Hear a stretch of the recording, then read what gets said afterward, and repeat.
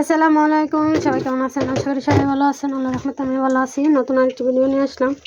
এগুলো হচ্ছে কবুতরের মাংস। এই জায়গায় আছে 3টা কবুতর। আজকে আমি কবুতরের মাংস রান্না করব, সাথে গরুর ভুড়ি রান্না করব আর পরোটা বানাবো।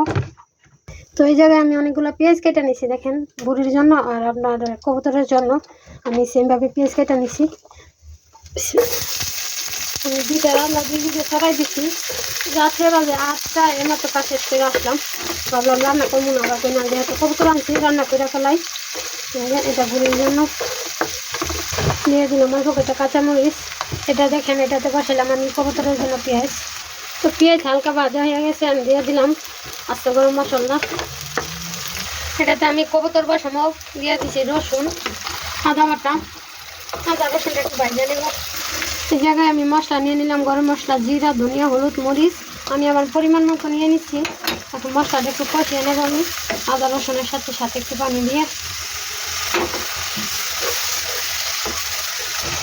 দেখেন আমার মশলাটা কিন্তু কষানো হয়ে গেছে।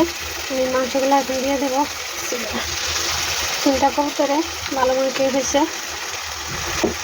কবুতরের জন্য একমাত্র রান্না হইতেছে, আর ফ্রিজেও জায়গা নেই, সবগুলো খাসি মাংস দিয়ে বড় ছোটো একটা ফ্রিজ আমার।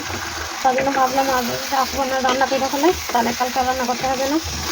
যে মাংস হয়েছে মাশাআল্লাহ, বুড়ি রান্না না করলেও চলতে পারে। বুড়িটা আমি 2 দিন ধরে ঝাল দিতেছি, তার জন্য রান্না করবো। রান্না না করলে খাবো কি বলে? সারাদিন কাজ করে এসে রান্না করতে হবে। তো কবুতরটা এখন কষিয়ে নেবো ভালো করে, ততক্ষণে আমি বুড়িটা বসাই। তো এই জায়গায় ভুড়ির জন্য আমি রসুন বাটা দিয়ে দিলাম, আদা বাটা। আমি হালকা করে একটু একটু মশলা দিয়ে আপনার ভুড়িটা জাল দিছি 2 দিন 3 দিন ধরে, তার জন্য বেশি দিলাম না।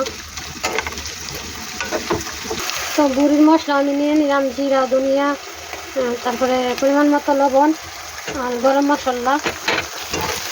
আমি মশলাটা এখন কষিয়ে নেব, একটু পানি দিয়ে দিলাম। তো আমার মশলাটা কষানো হয়ে গেছে, দেখেন আমি ভুড়িগুলো দিয়ে দেবো। বুড়িগুলো কিন্তু অনেক নরম হয়েছে, বেশি ঝোল দেবো না আমি, যেহেতু বুড়িগুলো আমার রান্না করা আগের থেকে। আমি আর ঝোল দেবো না, এই ঝোলে আমি রান্না করবো আর তারপরে ভালো করে ভাজা করবো। আর বুড়ি ভাজা না হলে কিন্তু ভালো লাগে না।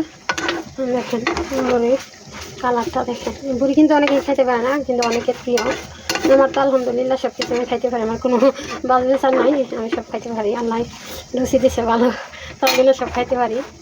তাই তো এই জায়গায় আমার পরোটা ভাজা হইতেছে, দেখেন সুন্দর করে সবগুলা পরোটা ভাজা নেব। লাল লাল ফুলকো ফুলকো পরোটা, ওয়াও, কালারটা সেরকম হয়েছে পরোটার। দেখেন পরোটা, ফুলকো ফুলকো পরোটা বানানো হইতেছে। আর এই জায়গায় দেখেন আমার বুড়ি ভাজা কমপ্লিট হয়ে গেছে, দেখছেন। আরে বুড়ি রে, অনেকদিন পরে রান্না করলাম বুড়ি, অনেকদিন পরে। এই বুড়িটা বাঁচতে জানো কতটা কষ্ট হয়েছে। আমি প্রায় 5 ঘন্টা লাগে বুড়ি পরিষ্কার করছি। বুড়ি পরিষ্কার করতে করতে আমার অবস্থা ফিরে আসে। দেখেন লাল লাল করে ভাজা হয়েছে, মশলা করে।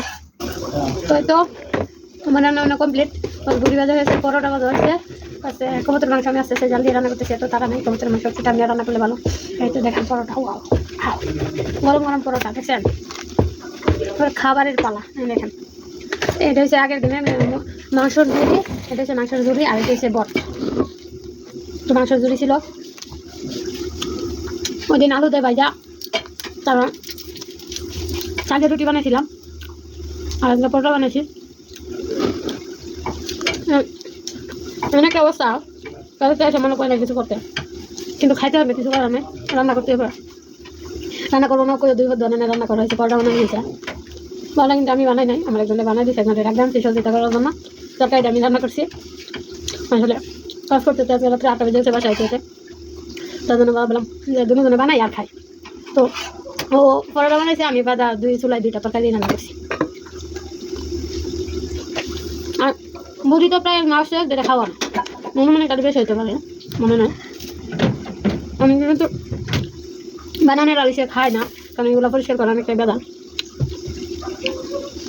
আমার এবার আলিশ নেই আলহামদুলিল্লাহ, খাইতে কোনোটা মনে চলে, যত কষ্ট হোক করার চেষ্টা করি।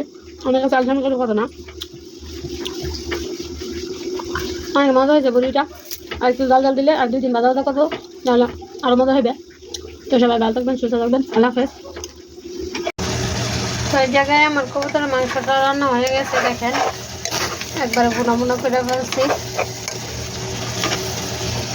অনেকটাই মাংস হয়েছে, 3টা কবুতর এই জায়গায়।